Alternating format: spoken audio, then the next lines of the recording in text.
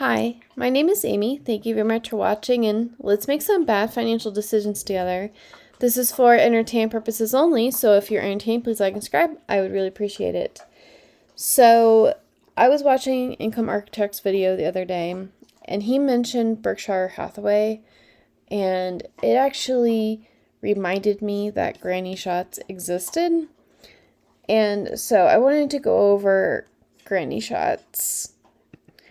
And the reason why I think it is pertinent to his video is that he actually was doing back testing on Nvidia and SPY, and if you had just sold shares of SPY, you would be out of money by now, but Nvidia, you would still have shares.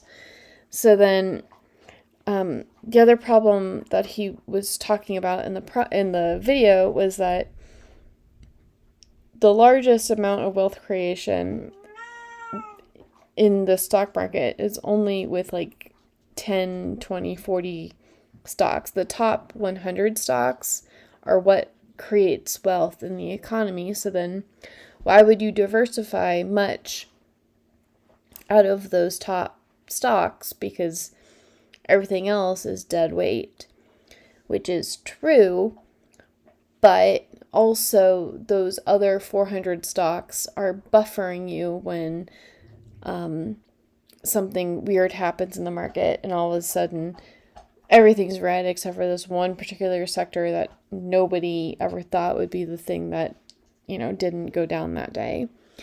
So, and half the battle of the stock market is just not letting your portfolio value going down.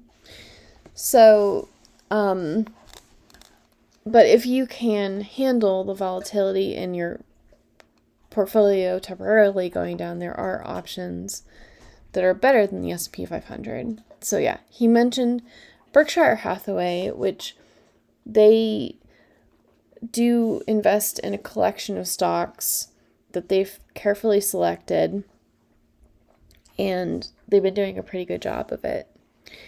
But what Granny Shots does is they said, like, hey, we may not be in the sexiest funds, but we want to have a more sure way of gaining money. And what I like about them is that they have they have different themes. They have a style tilt, seasonality, PMI recovery, energy, cybersecurity, millennials, global label suppliers, and easing of financial conditions, which I'm not sure about the easing of the financial conditions, how true that is anymore. But if you look at their holdings, they have, Meta, Google, Microsoft, Palantir, Nvidia, CrowdStrike, Tesla, Amazon, Caterpillar, JP Morgan, Mr., AMD, Costco, or is that, anyways, they have Robinhood. So they have a lot of things in here that they're making the bet that they have found the concentration of stocks. Like, this is still more diversified than just being in a single stock ticker, but it's more concentrated. So you have a better chance, the theory is that you would have a better chance of beating the S&P 500. And, the only thing that is a downside to Granny Shots is that it is kind of expensive to be in. So it has to be even that much more, give you even more so that it could entice you to invest in it. So I like total real returns. I'm not sponsored by them or anything, but I do like them. So if we look from March 5th, and we've included OMA in here, then Granny Shots has done better than Berkshire Hathaway and VU and OMA.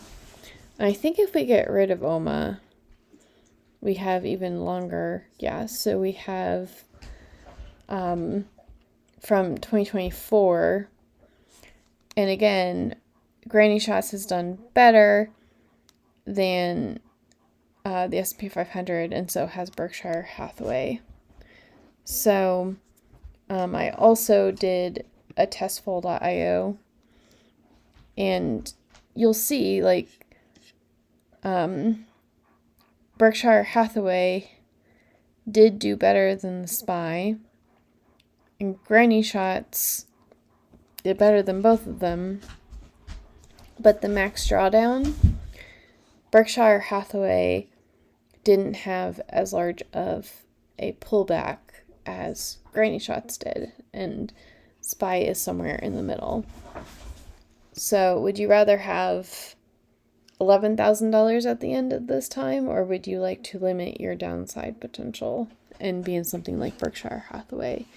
And that is something that only you can decide. So I just remember when the Tom Lee ETF first came out and everyone was very excited about it. So that's why I wanted to take another look at this, because it does hold a lot of good stocks, and I wasn't sure if it had been living up to expectations. So for Yield Might tonight, this is actually not Prod Environment, Yield Might. I did wind up updating CO2, MS2, TS2, and V2. Not Week yet. I don't think I've seen the email from Week, but I did set up the parsers for this to automate it, so hopefully next week it'll just pick it up, which would be nice.